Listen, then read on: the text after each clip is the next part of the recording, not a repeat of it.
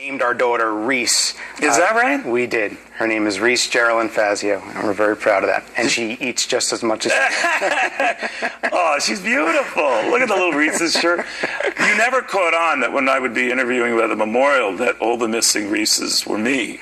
Well, your staff told me. Yeah, they did. Okay, I thought so. Is it tough for you every year? It is. You know what? You ask me that question every year. This year was more heavy than most. Every night this week I've cried. I've looked at my daughter because of the fact that she's not going to see my dad and she's not going to enjoy those moments. But what we did get is an opportunity to explain to her what a great person he was and what a great person she can be, and we want her to help people in his honor as well. I know I ask this every year too, but I do it for the benefit of those who don't know.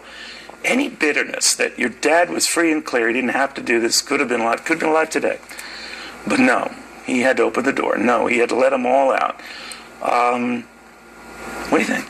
Not an ounce. Not an ounce. I'm so proud of him. If he's got to get taken out, you get taken out leading the way and helping people. And a lot of people die crossing the street or random ways.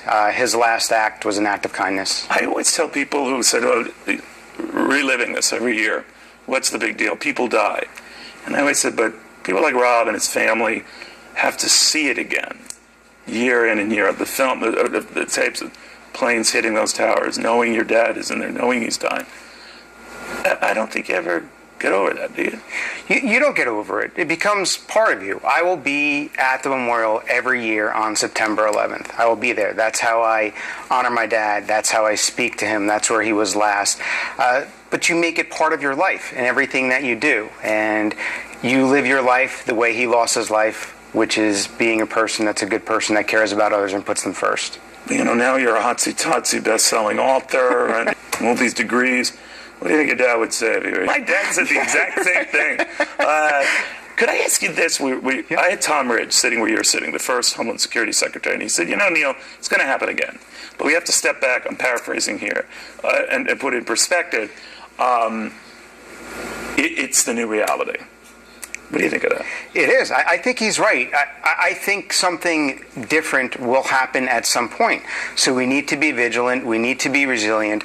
We need to be smart about things. Even though the Freedom Tower is rebuilt and it's resilient and can sustain a plane crash, there might be a different way that people that don't like us will get us. But we have to keep on top of mind we're Americans, we're a brave country, and we've got to continue to be brave and be free and support people's But you know, he did something that rattled some people who listened to it when he was here, Robin, and because it echoed something we've heard out of other leaders.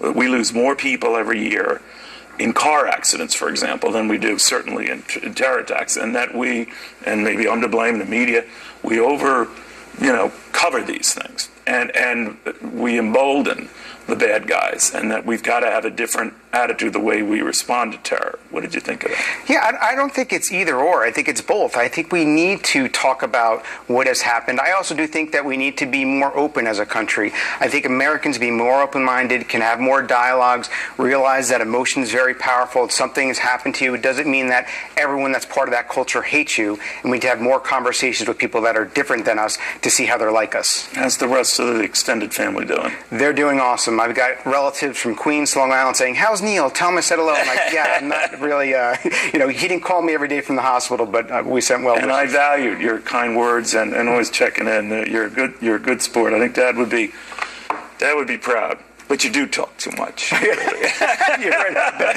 meat, kettle. I'm getting Hershey's to make a cannoli-flavored Reese's for you. I'm telling you serve him and his memory well. And your mom, everything? Yeah, she's doing great. She's got 4 grandkids, and, she couldn't still making the marinara and all that? Still making a lot of sauce. Good. Yes, yeah. Never let that go. Right. There's good reason to be proud. Rob, thank you very, very much. I know it's a tough time, but we're thinking of you, buddy. Thanks, Did you bring any Reese's? No. Really? No. My cardiologist isn't watching. It's okay. Right, but he did text me and say... He did? Yeah. All right, well, there we go. I'm going to be here. Thank you very much, my friend. Good seeing you.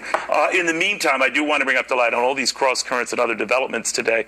We are waiting here from Hillary Clinton. She is in New York. She is meeting, to the point of the conversation Rob and I were just having with national security officials. It's all about terror. It's all about, are we ready? She's had security briefings and like Donald Trump.